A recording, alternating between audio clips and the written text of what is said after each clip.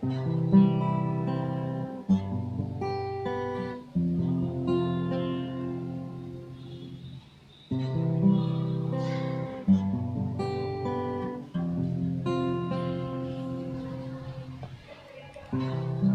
was found as a beggar, as an orphan with no home, no family. I was found with a stain as deep as darkness fills the night. But the wonder does not lie in the depression of my state, but that you found me at all is simply grace upon grace. You gave your life for me. This one dream. Okay. Para po sa ating magsisimula, akin pong isasalisi sa inyo, magsisiganap. Tenen!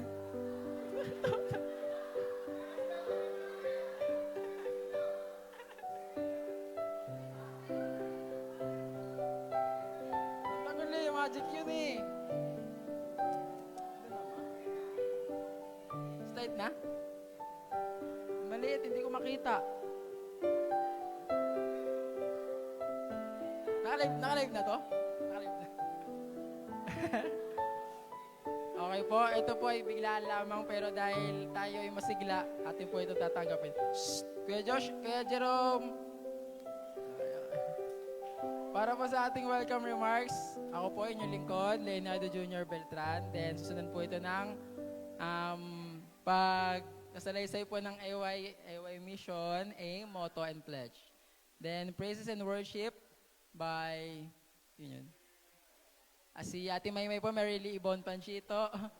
Then scripture reading, ang verse po ay Revelation 21 verse 2 and 3. Then scripture reading by Nonito Canillas Tugay Jr. Then opening prayer by Zianden Valdez. Hindi. Oh, siya yung special opening prayer. Nonito, yan, Canillas Tugay Jr. Then special music by Zianden Valdez. Then message by Brother Erwin Bainosa. Then short reflection, then sharing. Hindi ako yun, hindi. Then closing song, then closing prayer by the message po. Okay. Yun lang po ating pagkakasunod. Happy Sabbath and happy anniversary, Dasma G.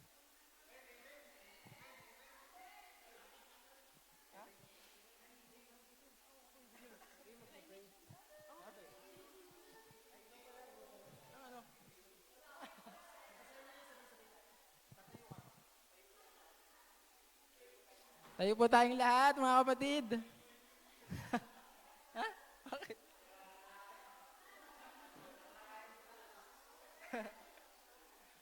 Atin pong sabay-sabay bigkasin ng ating AY Mission. AY Mission. Sabay-sabay po tayo. To lead young people into saving relationship with Jesus Christ and help them embrace His call to discipleship. AY Aim. The Advent message to all the world in my generation. AY Motto. Christ compels me.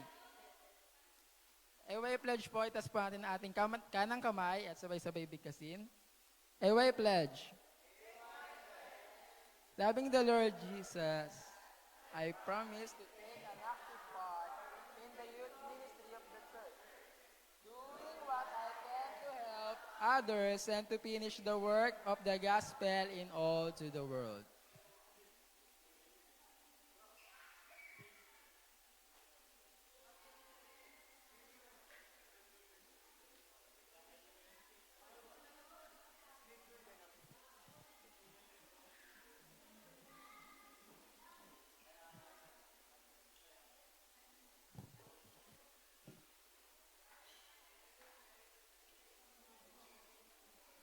Ang ating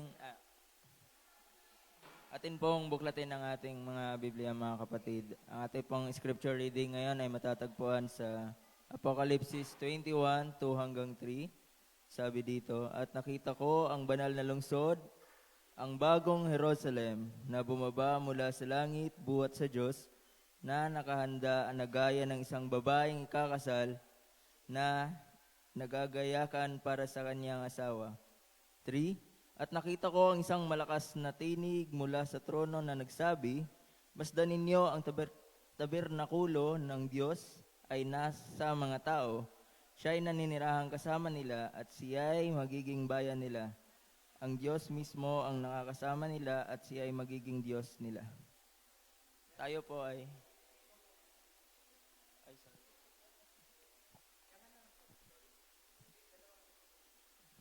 And for our opening song, kantahin po natin ang ating theme song, A Community Transformed.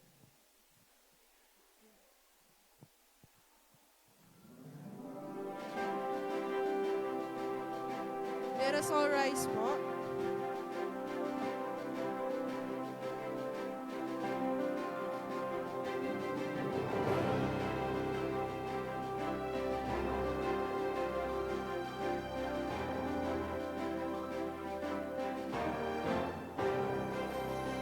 We are the light, shining so bright. Bring hope, we love, we unite. A community transformed, we will rise with faith in our hearts. We reach for the skies. A community transformed, we stand as one, sharing God's love till the work is done. Together we'll build a world that's new, with hearts of compassion. We will make it true.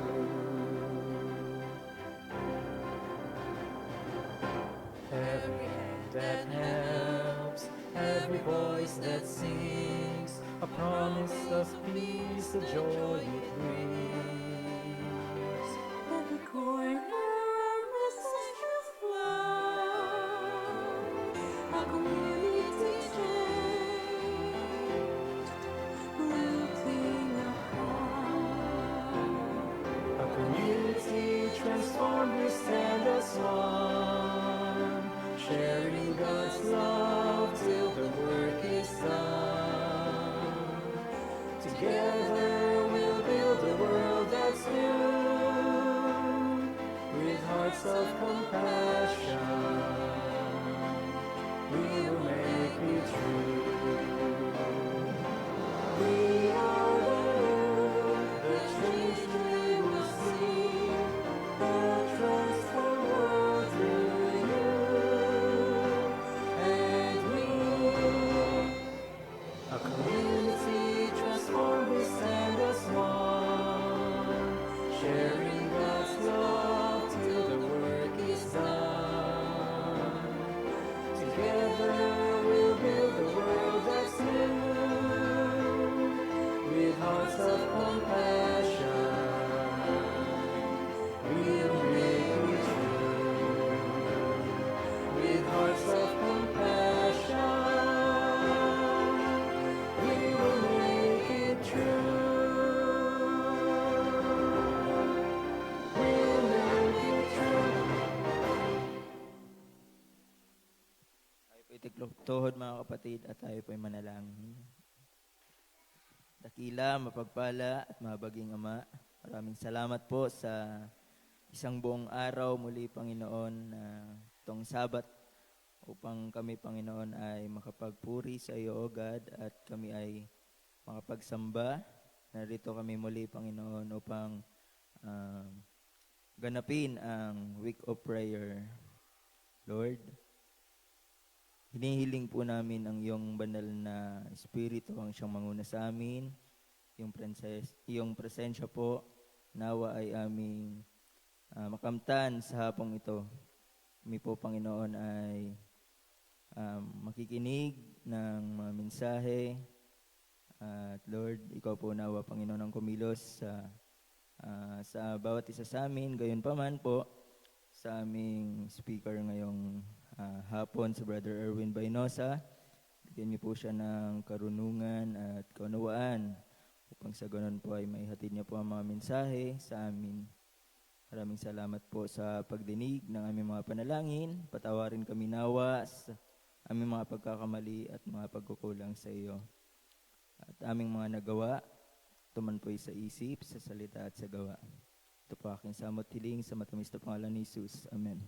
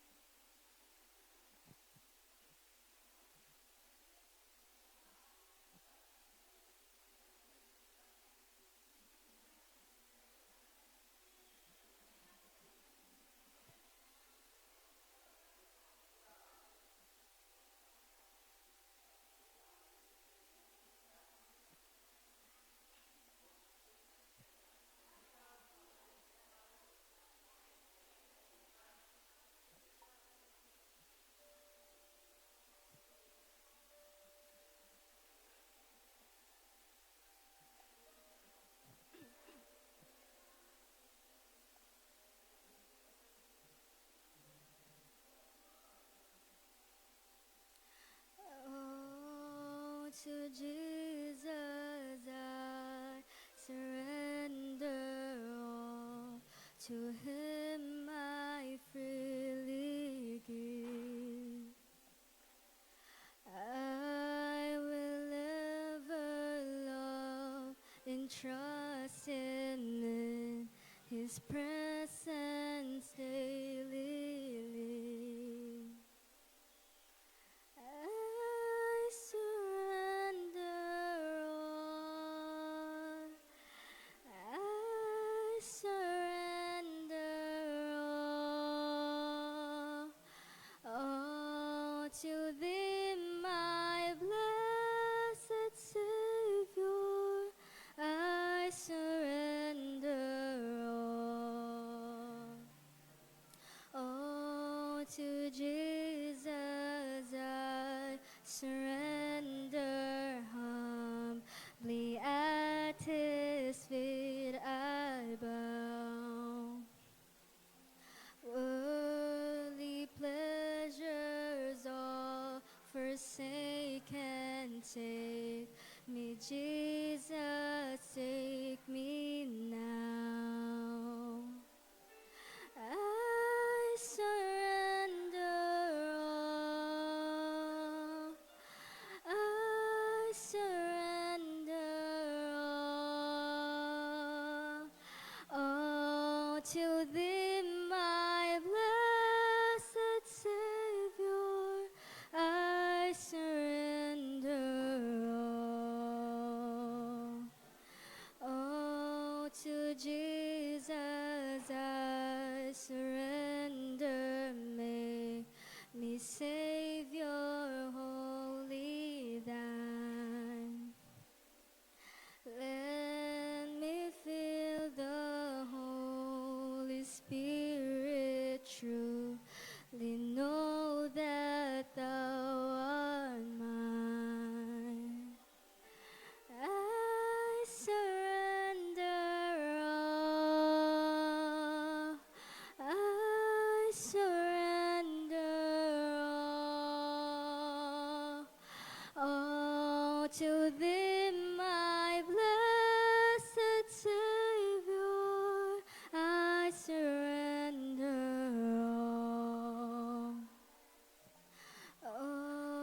to Jesus I surrender now.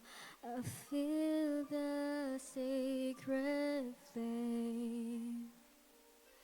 Oh, the joy of full salvation, glory, glory to His name. I surrender all. I surrender all to Thee, my blessed Savior. I surrender all.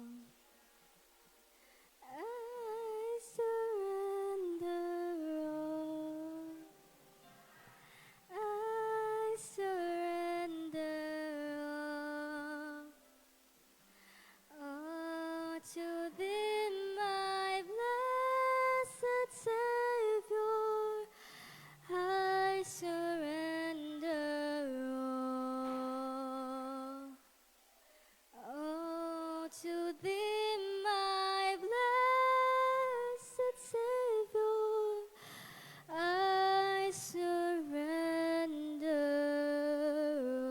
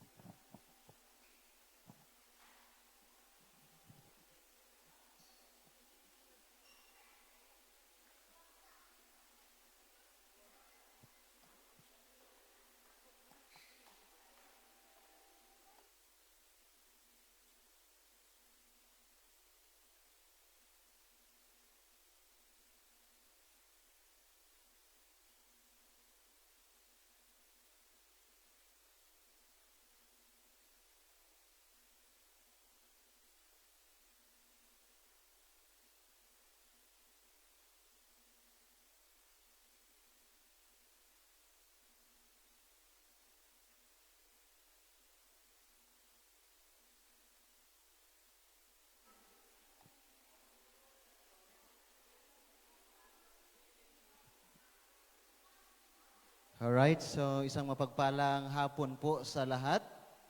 Happy Sabbath! Siguro ang nasa likod, no, pwede tayo dito maka-come forward para medyo hindi malayo yung aking paningin dito lang sa malapit. Mga kapatid na nasa likod, pwede po ba makisuyo na dito tayo sa harapan? Mga nanay?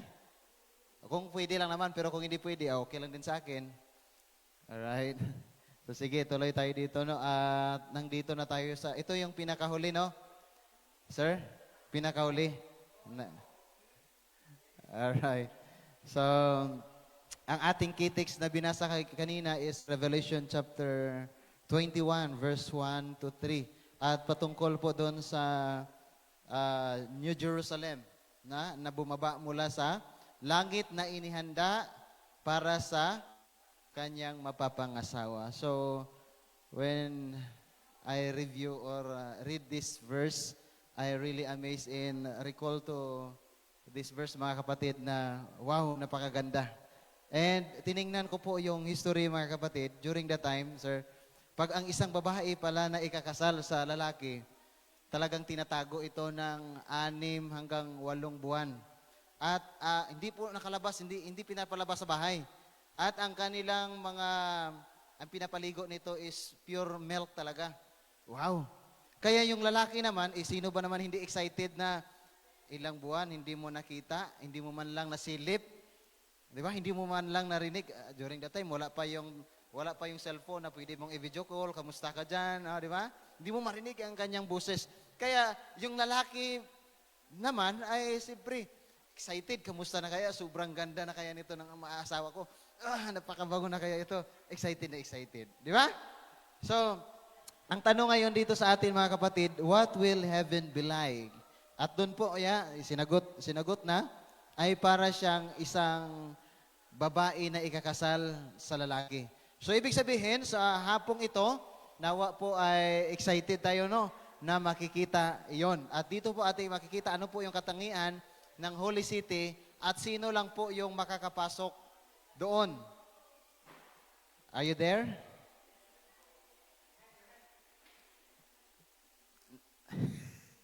Parang nawawala yung gana ko kapag konti na lang nga, no? Tapos hindi sila nakikinig. Pero sige lang, inom lang ako ng Yakapsol para babalik yung gana. Alright. So, bago po tayo magsimula mga kapatid, umpisahan ko po sa isang kwento na patungkol kay Marco Polo. Si Marco Polo ay isa pong manlalakbay. Galing siya ng Italy, dumaan siya ng China, dumaan siya ng Palawan kasi buong Asia ay kanyang inikot mga kapatid. At nung siya ay nakabalik na doon sa Italy sa kanyang pag-ikot-ikot, nagtestimony siya doon or sinabi niya doon sa kanyang mga kaibigan na mga scientists, na mga manlalakbay din. Alam nyo kaibigan, meron po akong nadiskubrihan sa aking paglalakbay. Nung ako ay dumaan doon sa Palawan, aking nakikita ang angkol or yung uling na, yung bato na uling na umaapoy pag iyong sisindihan. Sabi naman ng kanyang mga kaibigan, aba, meron bang ganon na bato tapos sisindihan mo ay umaapoy? Hindi niya alam, dito pala sa atin sa Pilipinas, ginagamit ito sa mga industrial, tama? Itong charcoal, ginagamit sa mga malalaking company. Ayan. At sabi niya, meron pa ako nakita, yung tila na itapon mo doon sa apoy, hindi na susunog. Sabi ng mga kaibigan, ha? Meron bang ganon? Oh, meron yun. Alam niyo kung ano yon? Ha? Asbestos. Ayan. O yan, no? Ginagamit sa mga malalaking makina, mga kapatid, na hindi nasusunog. At alam nyo, meron pa ako nakikita, napakalaking serpent ang kanyang, tawag dito, yung kanyang bibig. Ay, napakalaki. Pwedeng lamunin ang isang buong tao. Ha? Meron ganon? Doon pala sa Palawan, maraming mga buhaya, mga kapatid. Ayan, no? Buhaya. At ito pang nakaka-interesting na aking nakita. Doon sa Pilipinas, nakita ko yung coconut na merong sabaw at yung laman niya puti. Pag kinain mo, napakasarap. Ha? Nat? Merong sabaw? Sa atin yan, coconut yun eh. Ha? Sabi ng mga kaibigan niya, wala na. Sirang-sira na talaga ni si Marco Polo. Sabi niya, Marco Polo, bawiin mo yung mga sinasabi mo na hindi yan totoo. Sabi ni Marco Polo, alam nyo, yung sinabi ko sa inyo, hindi pa yan. Nangangalahati, kunti pa lang yan. Mga kapatid, totoo lahat ang bawat na detalye. At sabi niya, hindi po ako nagsisinungaling. Totoo po yan. Kaya dito po sa Biblia makapagsabi, kaya tayo, totoo ba yung sinasabi ng Apocalypse chapter 21, verse 1 to 3, na yung New Jerusalem ay bababa? At sino yung mananahan doon? At para kanino doon? Meron ba, ano bang mga rules doon na pwede namin sundin? May mga rules ba doon? Makakapasok kaya? At sinong hindi makakapasok? Mga kaibigan at mga kapatid, isang napakalaking kontrobersiya. Thus heaven exceed. Meron ba talaga? Na, iwan ko lang sa inyo kung nakapagtanong kayo. Meron pong tatlong heaven. Yung first heaven, ito po yung makikita ng ating mata o nililiparan ng mga aeroplano or mga ibon. Pangalawang heaven, ito po ay tinatawag natin na atmospheric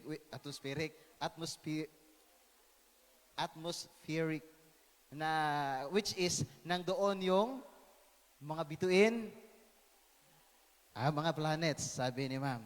And pangatlong heaven, yun po ay ang trono ng Diyos na naroon mga kapatid at walang sino man na makakarating doon.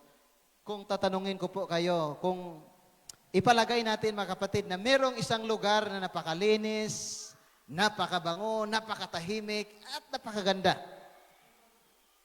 Nanaisin po ba nating pumunta doon at magbakasyon? Ha? Parang ayaw niya naman. Amen. Tapos na. Siyempre naman, di ba?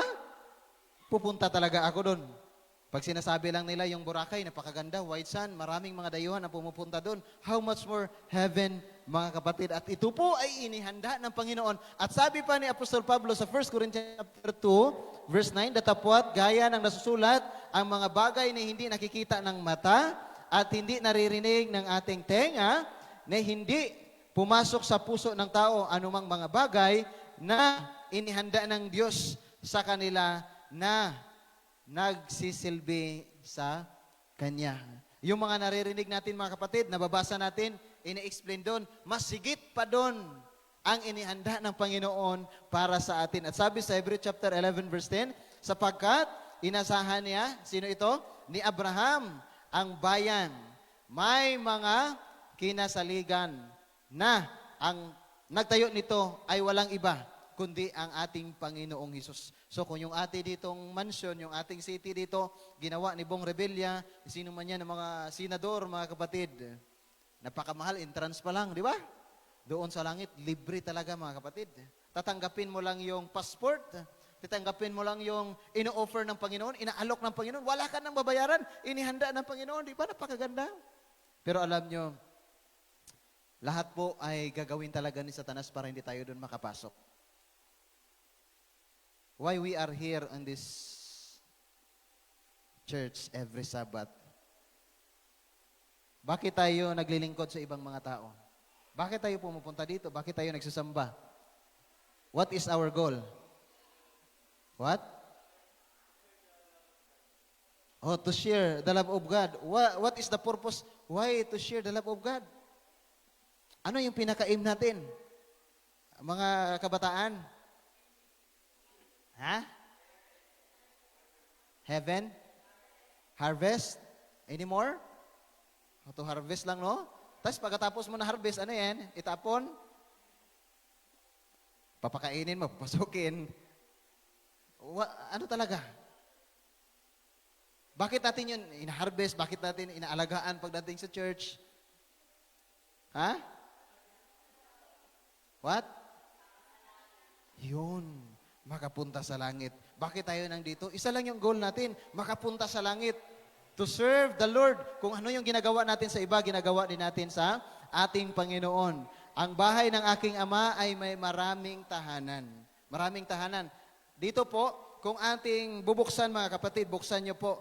Diyan sa Apocalypse chapter 21, verse 17. Can you imagine? 12,000 miles ang mansyon na inihanda para sa iyo, ma'am. Sino kaya yung dadalhin mo doon? Inihanda ng Panginoon sa iyo. 12,000 miles! Grabe. Nung kinumpute ko dito, sabi niya, 12,000 miles and 2,400 kilometer kung susukatin mo by kilometer, mga kapatid. Dito may 20 por 20 ka lang na bahay, napakalaki na. 40 by 40, pwede ng parkingan ng Ceres, no? Pero itong inihanda ng Panginoon, napakaganda. Paano tayo makasabi na totoong langit? Yun, sinasabi ko sa iba, meron ba talagang Maynila? Siyempre, sabihin ninyo na merong Maynila kasi nandito na kayo, no? Pero pagtatanungin ko sa inyo, mga kapatid, meron bang lugar na Moscow? Meron, wala? Paano natin nasabi na merong Moscow? Sa mapa. Siyempre, may picture, no? Masabi, paano isa nakakuha ng picture kung hindi siya nakapunta doon, mga kapatid? Isang tunay na dako ang langit, mga kapatid. Na sinasabi ng Panginoon kay John the Revelator, habang si John the Revelator nangdoon sa island of Patmos at ipinahayag ng Panginoon sa kanya na napakaganda ang langit, na bagaman siya ay binilanggo doon sa isang isla na siya lang mag-isa. Binigyan siya ng Panginoon ng pag-asa. Pagkatapos ng kahirapan na iyong dinadanas ngayon, itong lahat ay iyong matatanggap. Alam niyo mga kapatid, na si Satanas nag-offer din. Inofferan niya pa si Jesus Christ. Sabi niya, sambahin mo ako at ibibigay ko ito sa iyo lahat. Pag tayo din totoo na maglingkod sa Panginoon, o-offeran tayo ng diablo. Minsan pag ikaw, sir, masigasig ka na nagli-lead out sa mga kabataan, o-offeran ka ng mundo, magandang trabaho, napakalaking sweldo, Ang kapalit, unti-unti kang mawawala sa church. Hindi mo na mamalayan, o tatanggapin ko to, libre naman ang sabat ko, napakalaki. Pero hindi ka na makikasangkot, hindi mo na mahawakan yung computer dito, hindi ka na makapag-preside dito. Kasi Sabado lang ng umaga, yung pagsamba mo, kailangan mong umuwi. Pagkahapon, kailangan mo na magpahinga. Kasi pagka Sunday, may pasok ka. Payag ka lang nun? Lahat po ay gagawin ni Satanas para hindi tayo makapunta sa langit. Lalo na pag lalo tayong lumalapit sa Panginoon, naku po, napakalaking challenge. Pero palayo ka sa Panginoon, parang okay lang yung buhay. Pero the more ka na lumalapit sa Panginoon, the more na tukso ang lumalapit din sa'yo. Grabe na opportunity, no? Grabe talaga. Masasabi ko na grabe. Revelation chapter 21, verse 2, balikan natin. At nakita ko ang bayang banal, ang bagong Jerusalem na nanaog mula sa langit, buhat na sa Diyos, na nahandang gaya ng isang babaeng kasintahan na nagagayakan talaga sa kanyang kagandahan. Wow! Dito mga kapatid, ini-imagine ko kung gaano kaganda ang langit. Habang pinipikit ko yung aking mata, ini-imagine ko, habang ako ay nagbabiyahe papunta sa langit, makikita ko si Jesus Christ face to face. Pero, hindi basta-basta ang paglingkod sa Panginoon. Yan. At si Satanas din gumagawa ng paraan. Nakikita ninyo? Lahat makukuha mo na. Kasi pagdating ng panahon, wala ka ng gana. Gusto ni Satanas na i-offer din ang mundong ito para sa'yo. Sabi pa nga doon sa series, alam mo sa series, meron silang TV. At ang nakalagay doon, huwag mong, tawag doon, sa Ilonggo, ang paghambal dito sa Ilonggo, amusin eh. Hindi anay pag-unaha ang temporary nga kalipayan. Hindi pagbaylo ang temporary nga kalipayan sa mas walay katubtuban nga kalipayan. Kalabahanan sa mga kababaihan, naga-eskwela, busong na. Naintindihan ninyo? Itagalog ko na lang. Alam ko naman na hindi nyo maintindihan, kaya sinabi ko. Yung mga kababaihan at mga kalalakihan, interesting sila sa pansamantalang kaligayahan na hindi nila na mamalaya na sa kabila pala nun ay labis na kahirapan. Kaya tinuturo doon na unahin ang paghihirap, pagkatapos ng kahirapan, makapagtrabaho ka, makapag-asawa ka ng may trabaho din. Hayahay, kung sa Bisaya pa ang ating buhay. At sabi niya dito, at ang kuta ng bayan ay may 12 pinagsalinan. At ang mga ito ay 12 na apostol. At dito din, ang 12 gates na ito ay kinakatawan din o kumakatawan din sa 12 na anak ni Israel. Saan ka kaya papasok doon? At sa bawat gate ay perlas, mga kapatid. Dito yung gate natin, kailangan natin takpan palagi, kaya baka nanakawin yung upuan natin doon. Pero doon sa langit, na inihanda niya, pearl gate. At walang magnanakaw doon. Yung bahay mo na 12 miles ang haba, square foot. Walang magnanakaw doon na silsilin yung ginto mo. Pure gold. Hindi pure gold na store ha? Department store. Pure gold talaga na bayan, mga kapatid. At sabi niya dito, 21 verse 19, ang mga pinagsaligan ng kuta ng bayan ay may maputing sari-saring mamahaling bato. Babasahin natin dito sa Revelation, 12 din na precious stone. At ito po yung bahay na inihanda ng Panginoon para sa iyo. Ang unang pinagsaligan ay jaspe. Ang ikalawa ay sapphire. Kayo na bahala magbasa dyan, mga kapatid. Napakaganda. At hindi na natin kailangan ng liwanag, ng Meralco, ng Nico, whatever. Hindi na tayo mag-abala, baka brown out. The bright shining of Jesus Christ. Siya po yung magbibigay liwanag doon. Can you imagine? Wow. Kaya, salamat sa nagbigay ng topic patungkol sa heaven. Ano po? Gaano kalaki ang bagong Jerusalem na nananaog mula sa sa langit. At sabi niya dito, 21 verse 16, at ang pagkatayo ng bayang parisukat at ang kanyang haba ay gaya ng kanyang luang at sinukat niya ng tambo. Ang bayan ay 12,000 estadyo ang haba at ang luwang at ang taas nito ay magkasukat. Kung ating ikumparar mga kapatid, ito yung kumpara natin sa US, parang kasing laki siya sa Colorado, sa US. Nakapunta na ba kayo doon? Pareho tayo hindi nakapunta. Pero sabi dito, ni-research ko mga kapatid, ganun kalaki. Ay, hindi natin ma-imagine. Ikumpara na lang natin sa Pilipinas. Ang buong Pilipinas, Luzon, Visayas, Mindanao, pag ating pag-isa-isahin, tagpiin, ganun kalaki ang New Jerusalem. May maliit lang pala no? Kasi pag titingnan natin sa globo, tuldok lang. Ang tanong, isa kaya tayo doon na makakapasok o maligtas? Yun ang nakakatakot mga kapatid. Kung ating pag-iisahin, napakaliit lang pala. Ibig sabihin, konti lang yung maliligtas. Kasi kung malaki yon, marami ang maliligtas. Dito po ako mga kapatid, natakot. Hindi lang dahil ako ay nagpipreach, dahil ako ay missionary, sigurado na yung buhay ko. Hindi pa. Kasi araw-araw tayo nakikipaglaban, nakikipagbaka kay Satanas.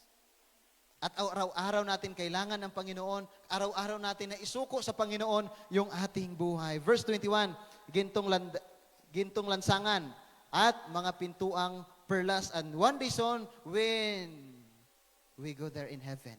Jesus Christ stand at the door and welcoming you. Wow, nami. Napakaganda mga kapatid. Si Jesus Christ ang magwi-welcome, hindi uutusan ng Panginoon.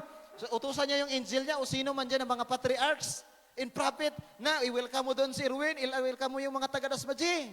Hindi. Ang Panginoon at Panginoon mismo ang magwi-welcome sa bawat isa sa atin. At sasabihin niya, congratulations, Erwin, my faithful and humble servant. Oh, napakaganda tingnan, no? Napakatamis pakinggan. Pero kung ating mapapakinggan, sabihin ni Jesus Christ, go away from me, I did not know you. Hindi kita kilala. Panginoon, ako ay nag-Bible study, nagpapalaya sa mga masamang espiritu. Sabihin ni Jesus Christ, sorry, hindi kita kilala na gumagawa ng mga kasuklam-suklam. Mga kapatid, pasensya na po, binigay niyo itong topic sa akin. Medyo mahaba-haba, bilisan na lang natin. Alright. 21 verse 2, balikan natin. At nakita ko ang bayan, banal, ang bagong Jerusalem na nanaog mula sa langit. At kung ating ipagpatuloy ang verse 3, ipinahayag doon kay John the Revelator at si John the Revelator habang siya ay nasa Patmos, nakita niya na ang kanyang buhay, ang kanyang pagsisikap, ang kanyang kahirapan ay hindi mapunta sa wala. Yung ating mga ginagawa, mga kabataan, paglilingkod sa ibang tao. Sir, hindi basta-basta. Walang tulog buong gabi. Yung mata mo parang wala ng mata. Nakikita ko yung ibang mga nanay kanina, parang ang laki na ng eye bag. Tiningnan ko sa salamin yung mukha ko rin, parang wala pang eye bag. Bag pa lang. Grabe, nagsakripisyo sila. Because He loves you. Jesus loves you, mga kapatid. So ano yung ibalik natin sa pag-ibig ng Panginoon? Thank you. Ganon? Okay lang ba yun, mga nanay, babae? Sabihin ng lalaki, thank you ha, sinagot mo ako. Walang ka-effort? Do you think kikiligin ka? Lalaki. No? Tayo na mga lalaki. Pag walang effort yung babae ba yung mag-effort? Pwede, no? Ngayon, babae naman mag-effort. Elder, no? Tama ba yun? Papayag ka lang nun? Papayag. Ha? Both male and female, mga kapatid. Wow!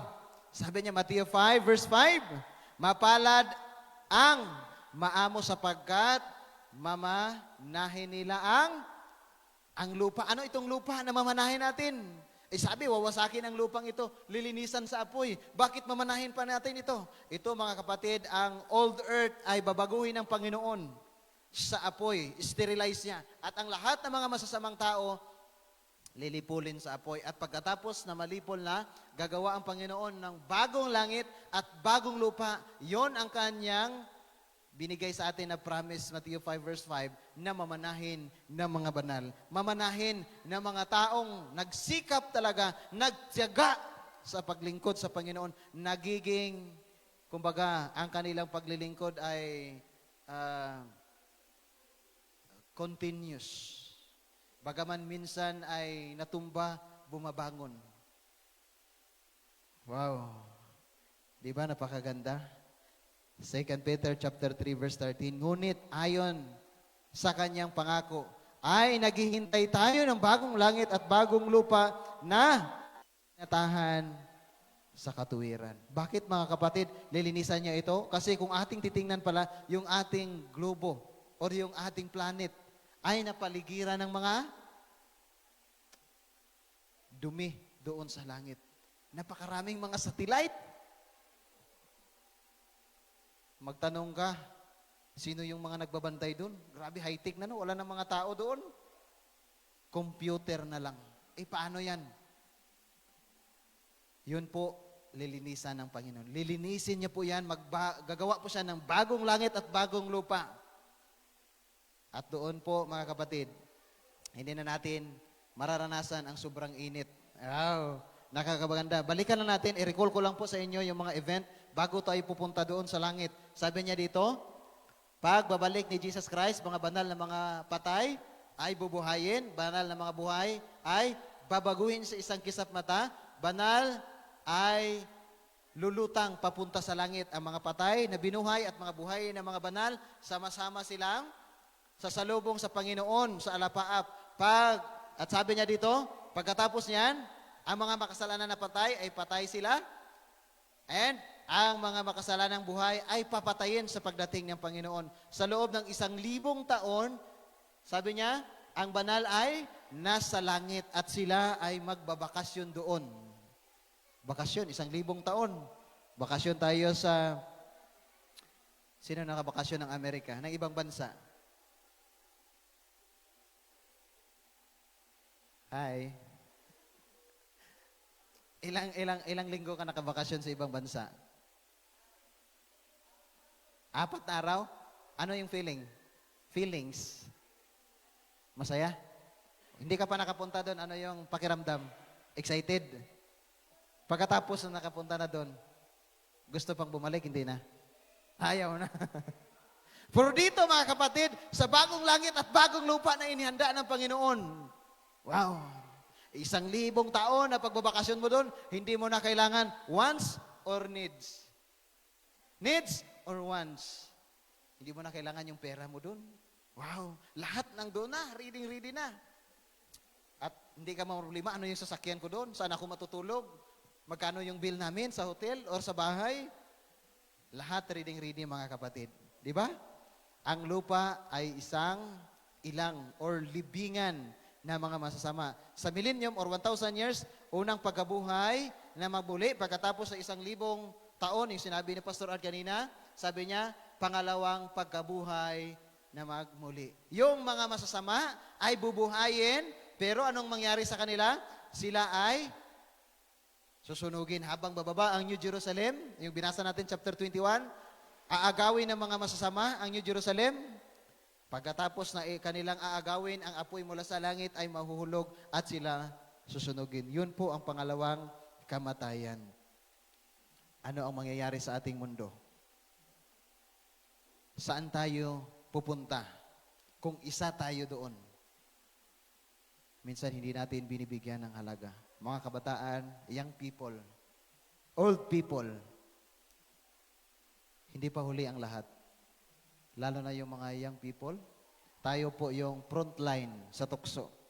Tayo po yung tinatarget ni Satanas na wawasakin yung ating mind. Kaya mga nanay, tatay, nasa inyo ang susi. Kung paano i-train ang mga kabataan. baka sa pagdating ng ating Panginoon ay hindi tayo makakapasok doon.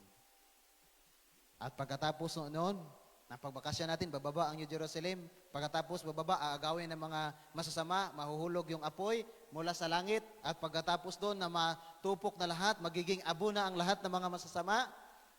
Ayun na, ang new heaven and new earth. Magpapatubo muli ang Panginoon ng mga punong kahoy, mga bulaklak, at ang ilog na nanggaling mula sa trono ng Diyos ay napakaganda, napakalamig, kristal na kristal. At ang mga tao po doon, mga kapatid, hindi na natin sasabihin, ay masakit ako. Wala nang sakit. No more pain. At ang lahat ng mga kabataan ay maglalaro sa mga hayop na nakakamatay. Wala nang mga hayop doon na labis na kinakatakutan ng mga nanay at tatay ng mga kabataan. Basahin nating lahat, mga kapatid. Ang sa screen. Ready, 1, 2, 3, basa.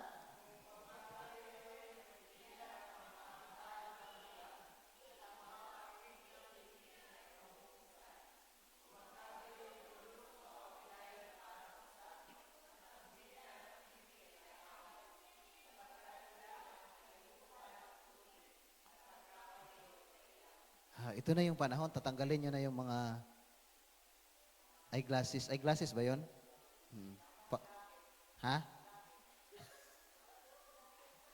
Mga breeze na yan? Kasi wala nang gagano ng ipin? Wala nang gagano ng ipin? Perfect. Tatanggalin na yon. Diba? Ito yung ating pag-asa, mga kapatid, sa pagdating ng ating Panginoong Isus. Napakaganda ang inihanda ng Panginoon. Kaya wag nating i-grab yung opportunity, yung pangsamantala na kaligayahan lang. I-grab natin yung eternal na kaligayahan na inihanda ng Panginoon sa bawat isa sa atin. At yun, tayo lang po mismo, mga kapatid, ang pipili kung tatanggapin natin or hindi. At ito yung nakakaganda. Bakit wala nang sakit doon? I-show natin sa screen. Ayan o, Revelation 22, verse 2. Basahin natin. Ready, 1, 2, 3, basa.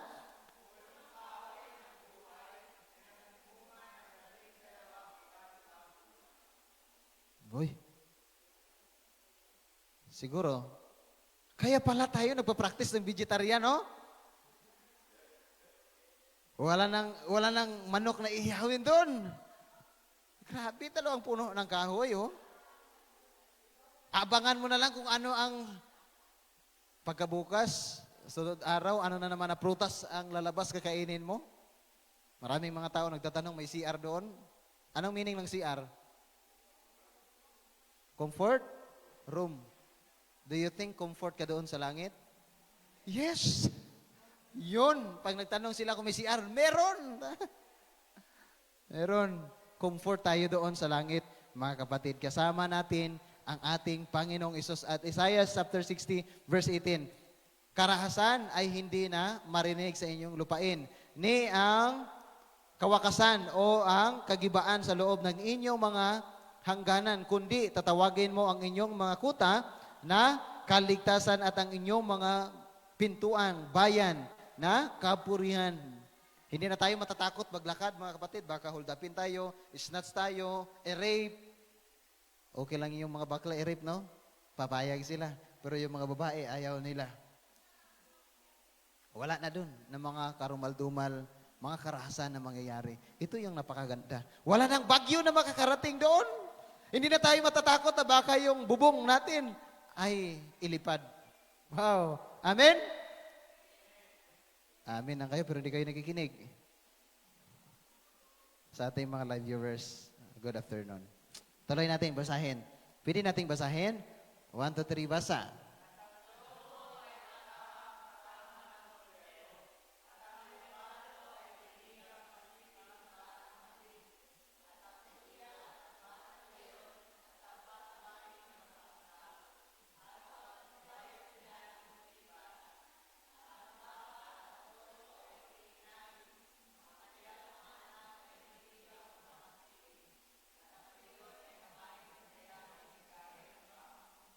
Wow. Tuloy, mga kapatid. Meron pa, oh.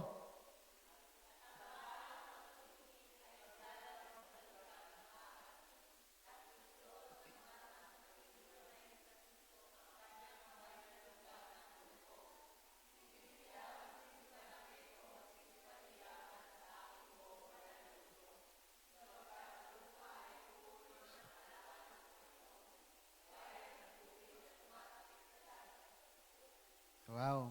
Imposible kaya yon? Imposible mga kapatid. At yon ang partial pa lang na ibinigay ng Panginoon doon sa atin. Kaya dito pa lang sa lupa ay nahanas na tayo, pinapractice na tayo na magiging vegetarian. Kaya dito, posible kaya dito sa lupa, merong lion na vegetarian? Parang wala, no? Meron, wala? Ha? Wala. Sino yung pabor na wala? Sino yung pabor na meron? Vegetarian na lion. Yung iba, sambingay talaga to ba? Ayaw nila sa kaliwa, ayaw nila sa kanan. Purgatorio kayo? Gitna-gitna nyo, neutral na. Kung tama dito, di dito kami. Kung mali dito, dito lang kami. Ito mga kapatid, isa sa mga example na vegetarian na lion. No? Ayan, si Little Tyke. Ang kanyang gatas, nilagyan ng kunting patak, isang patak lang ng dugo ng isda. At pinainom sa kanya, ano ang kanyang ginawa? Iniiwas niya yung kanyang bibig, yung kanyang ulo. At meron siyang kaibigan, si Vicky. Wow! Di ba magkalaban yun sila? Pro friends sila mga kapatid. Kaya doon sa langit, itong magkalabang ito ay talagang mangyayari. Kung nagiging vegetarian, ang lion, how about us? Ha? Posible? Huwag nating isipin yung mga karne kasi pag iniisip natin, nagka-craving tayo, gusto nating kainin, isipin natin, kainin natin yung mga raw na pagkain. Ayan, bilisan lang natin matapos ito mga kapatid. Balikan natin ito, ang 21 verse 4. Ready? 1, 2, 3. Basa.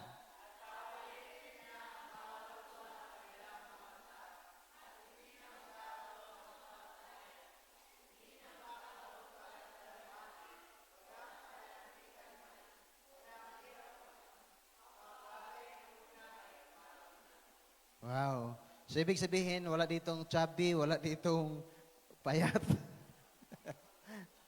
Walang magugutom doon sa langit, mga kapatid. Nga? Wala nang kamatayan.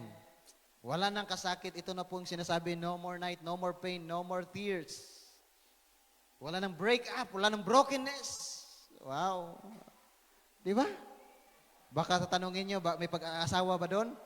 Sige, tanong nyo lang, sasagutin natin mamaya. Kung meron kayong tanong, kung wala, okay lang din. Philippians chapter 3, verse 20 to 21. Sapagkat ang ating pagkamamamayan ay nasa langit, mula doon ay hihintayin naman natin ang pagliligtas ng Panginoong Hesukristo. Saan pala tayo? Ang ating citizenship ay doon sa langit. And we are strangers in this world. Lumalabay. Passing through lamang tayo dito. Yung ating totoong tahanan ay doon pala sa langit. Sa bagong langit at bagong lupa na inihanda ng Panginoon sa bawat isa sa atin. Sapagkat gayoy, malabo tayong makakakita ng isang salamin. Ngunit, ang pagkatapos ay makikita natin ang mukhaan. Gayon, nakikita ko ang bahagya. Ngunit, pagkatapos ay makikilala ko ng gaya naman ang pagkakilala sa akin. So makikilala natin doon, Brother Erwin, di ba ikaw yung nagpipreach, ikaw yung nag-Bible study doon sa amin, sasabihin ng inyong mga Bible student, inyong mga tao na inyong nailapit sa Panginoon, salamat na lang at kahit na sinasarahan ko kayo ng pintuan, nagtatyaga pa rin kayo na bumibisita sa amin, nagdadala na pagkain, ini-encourage kami. Napakaganda pakinggan. Pero yung nakakalungkot pakinggan, sabihin, ano nga yung pangalan mo, ma'am? Ano nga yung pangalan niyo? Yvonne? Sabihin, Yvonne, napaka-selfish mo talaga. Magkapit-bahay lang tayo. Hindi ka man lang nag-share sa akin na Adventista ka pala. Ano kaya yung mararamdaman mo?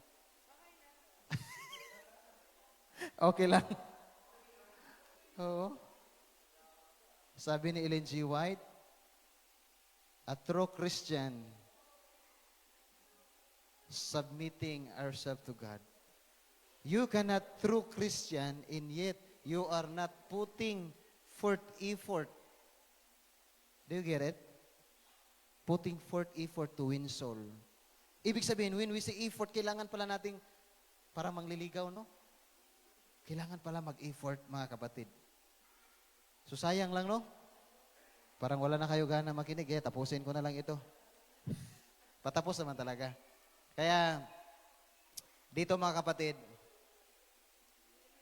habang aking pinag-aaralan ang talata na inyong ibinigay sa akin at saka before ng Revelation chapter 21, 20 hanggang 22, nakikita ko doon nasa Revelation chapter 18 na tayo.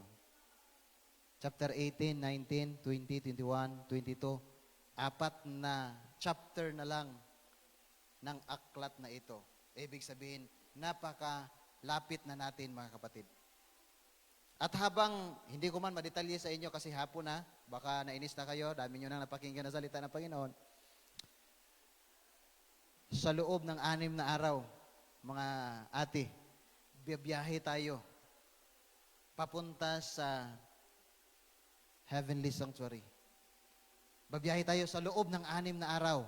Dadaan tayo doon tayo dadaan sa tinatawag natin the Orion, which is Jesus Christ. Diyan din lalabas mga kapatid. Doon din tayo dadaan at makikita natin yung iba't ibang mga planet. Yung hindi nakikita, hindi naabot ng mga malalaking telescope, makikita natin, madadaanan natin yung buwan, madadaanan natin yung araw, at iba pang mga planeta mga kapatid. And on the 7th day, nang doon na tayo sa langit. Wala akong enough time para i-discuss ko sa inyo, isa-isahin ang detalye mga kapatid. Napakaganda ang mensahe ng Revelation chapter 21. At ito ay isang pagpapaalala sa atin na itong ating tinitirhan ngayon, temporary lamang. Yung ating mga pagsisikap, secondary lamang. The highest education, walang iba, is to read, study the Word of God. Maangkin mo yung buong mundo. Ikaw yung pinakamatalino, valedictorian, summa cum laude, whatever. Yung tunay, masasabi mo na ikaw yung pinakamaganda, pinakapugi, and yet, mawawala sa iyo ang lahat. Wala. Kaya mga kapatid, bigyan natin ng halaga. Dahil ito yung love letter ng Panginoon. Ilan po ba sa inyo mga babae nakatanggap na ng love letter? Honestly, love letter. Ate, ikaw. Kayong lahat. Ano yung feelings niyo na nakatanggap kayo ng love letter? Sa lalaki din, siyempre lalaki magbibigay, no? Wala namang babae siguro. Sa lalaki na crush mo rin or gusto mo rin, ano yung feelings? Ha? Nasa kay Ma'am Yvonne. Ano yung feelings mo, Ma'am Yvonne? Oo. Tinatago niya pa. Maniwala ka dyan. Sa'yo, ma'am. Sakto lang. Hindi ka kinikilig. Kayo po. Kinikilig, no? Siguro okay lang kung hindi mo crush yung lalaki, hindi ka kikiligin.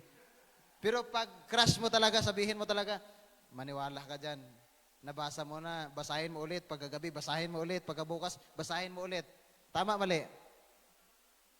Di ba excited? Mga lalaki, nakatanggap ba kayo ng love letter? Nakatanggap kayo ng love letter galing sa babae? Hindi pa. Pero nakatanggap kayo ng message or chat mula sa babae. Mga matatamis na sulat. Ha? High school. Pero ngayon, meron pa rin, no? How about sa iyo, sir?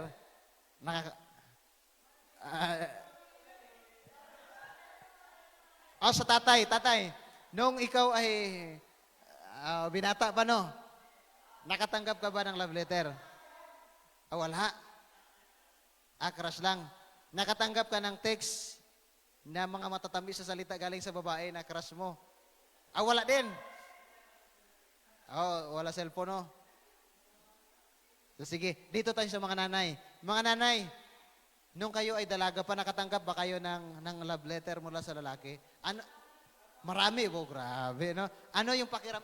Nanay, nagtaas talaga ng kamay. Ikaw, nay, nakatanggap. Grabe ang ngiti ni nanay ba? Abot sa tenga. Ano yung pakiramdam? Ilang beses nyo binasa? Hindi mabilang pa ulit-ulit, di ba? Kung sa cellphone, read back ba yon? Backread. Backread, read back. Backread, di ba? Ipalagay natin mga kapatid, ito po yung love letter ng Panginoon para sa iyo, para sa akin, para sa ating lahat. Binabackread ba natin? Inuulit-ulit ba nating basa mga kapatid? Yun po ang katanungan na iiwan ko sa bawat isa sa atin. Alam ko na meron po tayong reflection sa hapong ito. Nawa po pagpalain tayo ng Panginoon and happy Sabbath everyone.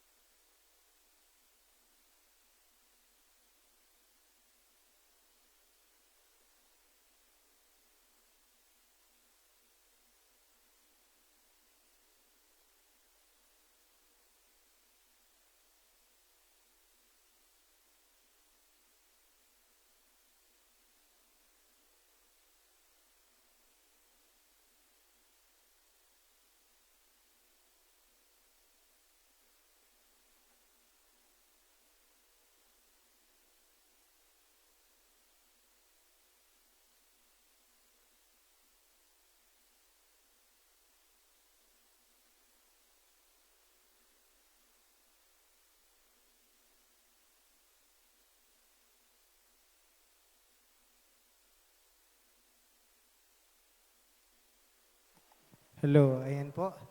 Dahil wala po si JR, dadako na po tayo sa atin pong sharing.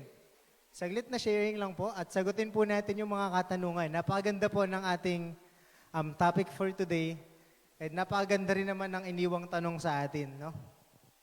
Naalala ko din yung mga sulat sa akin dati. Binabasa-basa ko rin lagi. Medyo kapul nga lang ako sa tanong. Yan. Nakakapagbasa naman po ako ng Bible pag may speaker. Buklatin po natin. Ganun lang. Joke lang. Ayan. Unang katanungan po, paano mo nakikita ang mga elemento ng Babylonia at Jerusalem sa syudad na tinitirhan mo ngayon? Sa English, how do you see elements of both Babylon and Jerusalem in the city you live in today? Ayan po, based sa kaninang lesson o sa kaalaman natin patungkol sa Babylonia at Jerusalem. Maaari po bang mag-share ang ating mga kapatid? Ayan, tumataas po ng kamay si Ayesa. Ayesa, ano yung gusto mong i-share? Sige po, punta tayo dito sa harapan. Sige po, amin po ikaw tinatawagan sa iyo. Huwag ka mag-alala, susunod-sunod yan. Ha? Wala pa? O sige. Sino po yung may kasagutan? Yan. Paano natin nakikita yung elemento ng Babylonia at Jerusalem? Yan. Sa syudad na tinitirhan natin ngayon. Masasabi ba na yung tinitirhan natin ngayon ay parang Babylonia?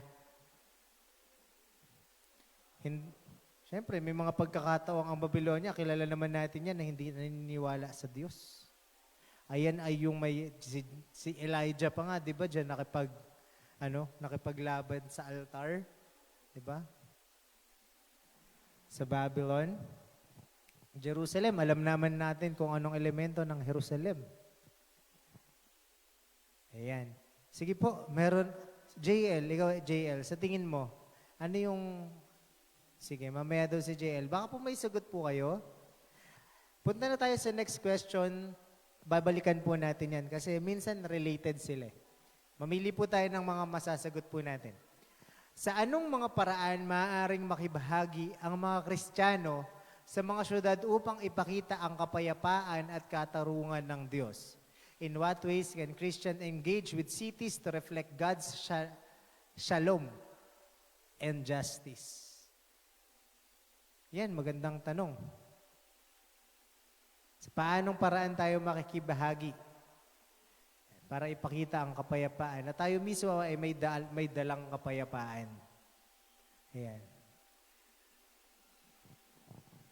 Sige po, tayo ay magbulay-bulay. Kuya Jay, may sugot ka?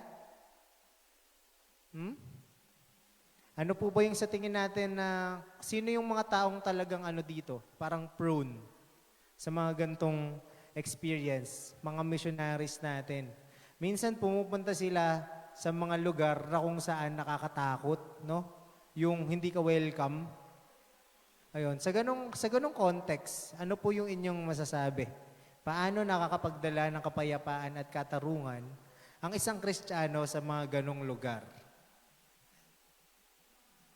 Ayun, si Sister Razel, tumaas din ng kamay. Sa tingin mo, Sister Razel, ang mga missionary, gaano nyo na ipapakita yung kapayapaan at katarungan na magmula sa Diyos? Lalo na pupunta ka sa lugar na hindi mo alam. Ayan. Sige po, ayan, tatayo na si Sister Razel. Thank you po. Ha? Okay lang yan, huwag kang mahiya sa mic. Okay po. Ayan, so ako personally, ang sagot ko po dito, ang hirap nung ganong situation, una, may dalang takot. Kasi marami pong missionaries na nagkwento na at narinig ko naman, at ako din naman, parang, hindi ko pa nagaranasan yung ganong ka-extreme, pero meron dun yung tipong, yung merong experience na kapag ikaw yung huling humawak dun, ikaw yung may kasalanan. Kasi itong misyonerong to, pumunta doon sa isang lugar nang hindi natin kapananampalataya at hindi naniniwala sa Diyos. At ang paniniwala nila, kapag yung may sakit at may gumalaw doon, yung huling gumalaw doon or nanggamot, ayun yung may kasalanan. Ayun yung paparusahan. May missionary tayo. Lakas loob. Lakas loob. Punta doon. Pagpe-pray. Pero kapag namatay yung nag-critical na buhay na yun, ang may kasalanan yung missionary. Siya yung magre-receive ng punishment. Kaya ganun kahirap yung ganong situation. Naisip ko, what if, paano kapag ako yun? Kaya ko kaya yun? Paano ako magbibigay ng kapayapaan kung mismo sa puso ko, wala namang kapayapaan? No? So, siguro mas makikita natin yung pananampalataya at yung hindi nating takot na kasama natin yung Panginoon. So, kapag po may dagdag po kayo, pwede po kayong magtaas ng kamay. Yan. At mag-share. Sa unang tanong kanina mga kapatid, no, yung Babylon na tinutukoy doon, ito po yung pagka-confuse ginamit ni Satanas na ang mga tao ay ma-confuse sa katotohanan. Malito tayo upang ang Babylon from the word Babel, doon sa Genesis chapter 15, papunta doon, 16, 17, 18, ganon. So, kinonfuse ng Panginoon. Ganon po ang ginawa ni Satanas. I-confuse tayo upang ang ating focus papunta sa langit o sa New Jerusalem ay hindi tayo, kumbaga, malito. Kaya yung sabi ko kanina, nag-o-offer siya na maraming offer para yung focus natin, mawala hanggang makalimutan na natin ang sa Panginoon. I see.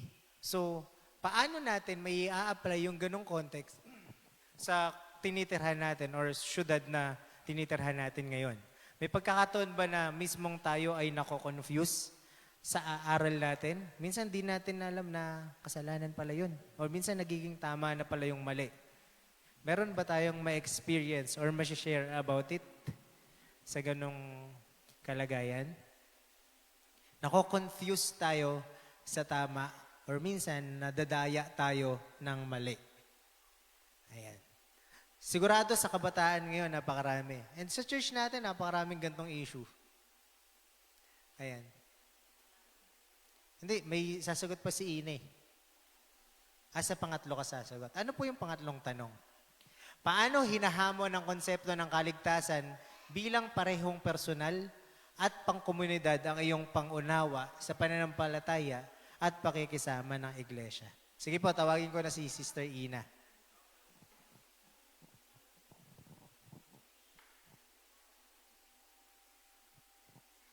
Doon po sa personal at pangkomunidad na pangunawa sa pananampalataya. Kumbaga, ang takeaway ko lang po dito na yung plano po ng Panginoon na hindi lang pansarili natin. Kumbaga, sa atin bilang individual, bilang Kristiyano, ang mission talaga natin ay, ang goal natin ay makasama sa langit na bayan. Kung baga sa pangkomunidad naman po, ang mission natin ay maisama yung mga ibang tao sa plano ng Panginoon na hindi lang tayo personal na tayo lang yung maliligtas. Kumbaga, pati sa komunidad natin ay maisama natin sila sa plano ng Panginoon na maligtas sila at mapunta sa langit. Amen. Kaya nga po sabi, di ba, choose you this day whom will you serve? And as for me and my house, we will serve the Lord. Yung kasunod po nun, kapag ikaw ay nanampalataya sa ating Panginoon, pati ang iyong sambahayan ay maliligtas. Pero may sinabi rin sa Bible. Sabi doon, ang ating pananampalataya at kaligtasan ay personal. No? So katulad nga po ng example ni Sister Ina kanina, may sarili-sarili tayong kaligtasan, pero through us, tayo po ay nagagamit para naman po dumaan ang pag-ibig ng Panginoon at maligtas din ang ating sambahayan o mga kasama sa komunidad. So may gusto pa po bang magdagdag? Any answer dun po sa tatlong tanong or kabuuan? Ayan. Siguro kahit dalawa pa. Pag wala po nagsilita, hindi tayo uwi. Ayaw pa. Ako pa nagsabi nun eh. No? Ayan, hindi po. Yan, sa may mga nakalive po, mag-comment lang po tayo dyan. And kapag may nag-comment, magsabi lang po tayo. Ikaw Kuya JL, meron ka bang gustong i-share? Ha? Okay ka na? Malinaw? Wow. Sa atin pong mga parents, yan, kay Tita Joylyn. Yan. Ano po yung inputs nyo, Tita Joylyn? Kahit hindi sagot or dagdag. Yan, pwede rin po yung dagdag. Ayan, amen po. Wag po kayong mahiya, okay lang yan.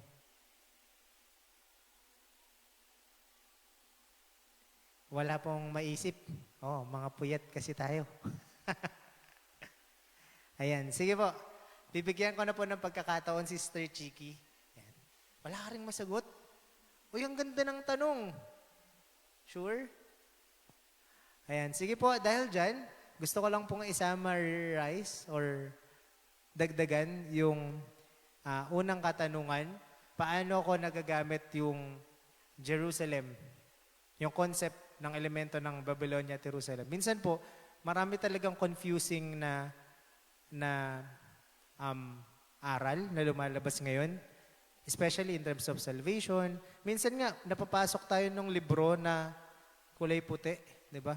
And nasabi po yun nung Elders Council na hindi pala yung Elders Convention na yun po ay hindi natin libro. So marami talagang aral, lalo na sa Facebook or social media, na hindi talaga natin aral. Pero ang daming naniniwala. Bakit? Kasi minsan ang dali nating maniwala sa fake news, minsan sa social media, ang dali maniwala kasi may videos, may mga supporting na akala natin totoo. Pero yun nga, yun pala, doon tayo na-challenge na kailangan talaga natin na mismo tayo, alam natin yung katotohanan, alam natin yung aral, para makapag-share din naman tayo sa iba. So yun, iwas po fake news, iwas scam, and iwas din tayo sa maling aral or confusion. Yan. At tayo lang po yung mag-serve sa ating Panginoon. So, kung wala na pong magdadagdag to close, akin pong inaanyayan ang lahat na tumayo. At tinatawagan ko po si Sister Maymay para po sa ating closing song.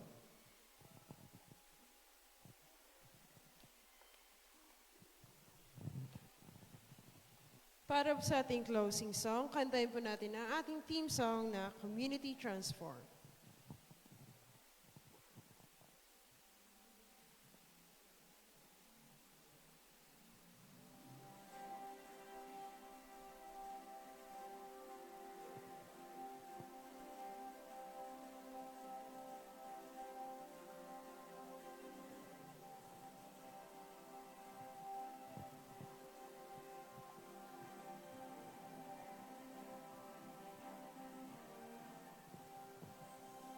We are the light shining so bright, bringing hope and love we unite. Our community transform, we will rise with faith in our hearts. skies. A community transforming status one, sharing God's love till the work is done. Together we'll build a world that's true, with hearts of compassion, we will make it true.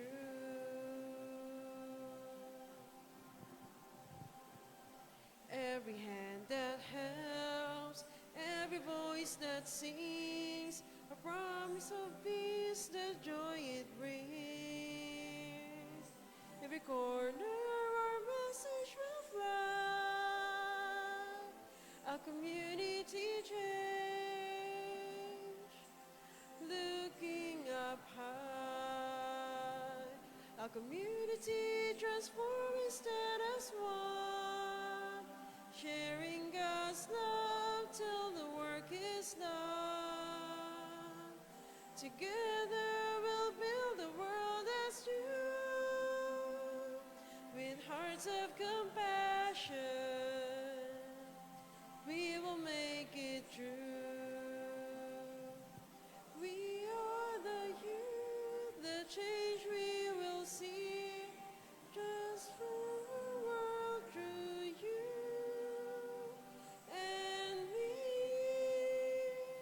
A community transforming status one, sharing God's love till the work is done. Together we'll build a world that's new, with hearts of compassion, we will make it true. With hearts of compassion, we will make it true. We will make it true. Salamat po. Tayo manalangin. Salamat Panginoong Isus sa inyong kabutihan at pagmamahal, pag-uunawa at lalo tigit Panginoon sa pag-remind sa amin na huwag naming ipalit ang mundong ito na puno ng confused. At bagkus, isentro namin ang aming pag-iisip sa mga makalangit na bagay. Bagaman hindi pa namin ito nakikita literally at ang mundong ito ay pinapahayag din ni Satanas literally ang mga bagay na aming pwedeng ma-acquire at aming pwedeng gagawin at pansamantala namin na magiging kasayahan. Subalit, Panginoon, tulungan niyo po kami na tumayo at manatili sa inyong katotohanan na ipinahayag sa bawat isa sa amin. Pagpalain niyo po yung mga kabataan na nangunguna sa programang ito, ang mga leaders, mga kapatiran sa lahat ng mundo. Ito po ay aming inihiling at pinapasalamatan sa pangalan ni Jesus. Amen.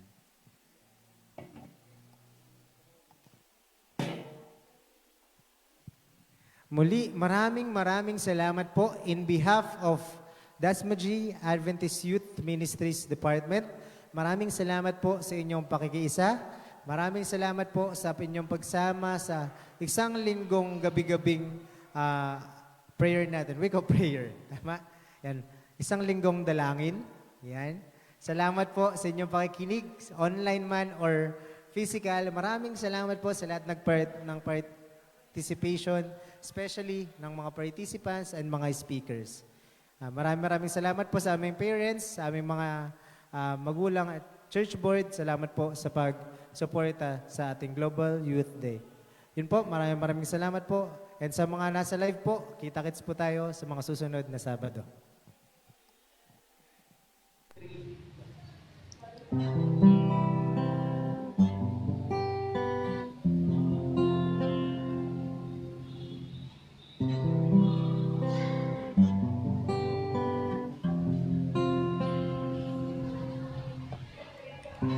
I was found as a beggar, as an orphan with no home, no family. I was found with a stain as deep as darkness fills the night. But the wonder does not lie in darkness. state, but that you found me